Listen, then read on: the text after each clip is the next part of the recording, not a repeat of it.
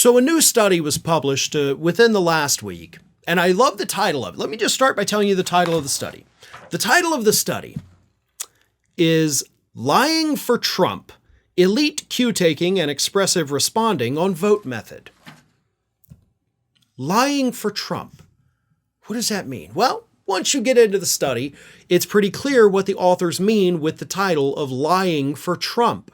Because it turns out, based on the results of this new study, Trump supporters, not Republicans in general, but Trump supporters, will pretty much literally lie about anything, even if it's inconsequential. Now, to be fair, the authors didn't say that these people will lie about anything. And they said, it's difficult to draw that kind of a conclusion from this limited study, but I'm going to go ahead and interpret it the way I would like to interpret it, and that is, based on what I'm reading here, Trump supporters will in fact lie about anything. Let me read you this. The researchers discovered that Trump supporters who were more politically aware were likelier to falsely claim that they had not used mail-in voting in the past.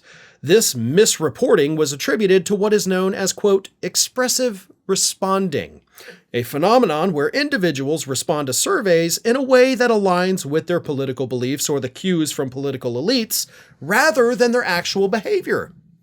So these people responded to the questions that were being asked of them, not based on how they actually do things, but how they think a guy like Donald Trump would want them to respond, even when Trump wasn't going to ever know that these people said these things.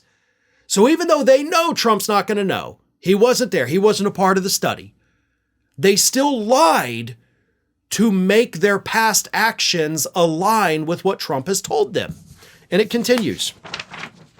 They wrote, quote, "We find that president's rhetoric against the fraudulent process of voting by mail may have led to further erosion of trust in mail-in voting, as his supporters, who we know usually vote by mail, were less likely to be forthright about this standard method of voting. In short, they were lying for Trump."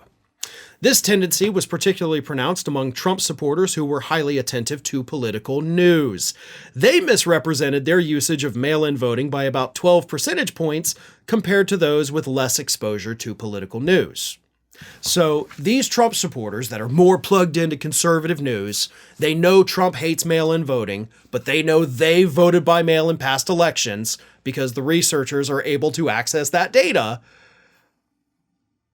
And the more news you watch, the more you know Trump hates it, the more likely you're to be like, no, I don't vote by mail. I hate voting by mail. Oh, screw the mail. And the researchers, they didn't call these people out on it. They were like, okay, sure. I mean, but okay. Sure, you never vote by mail, right? Oh, I never vote by mail, these people said.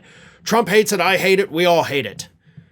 And then, as the researchers point out, these people are actually already planning on voting by mail in this year's elections, and they've voted by mail in the past.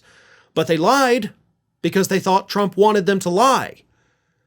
So, again, it's difficult, and scientifically, you don't want to extrapolate this data and apply it to all situations, because that's not scientific.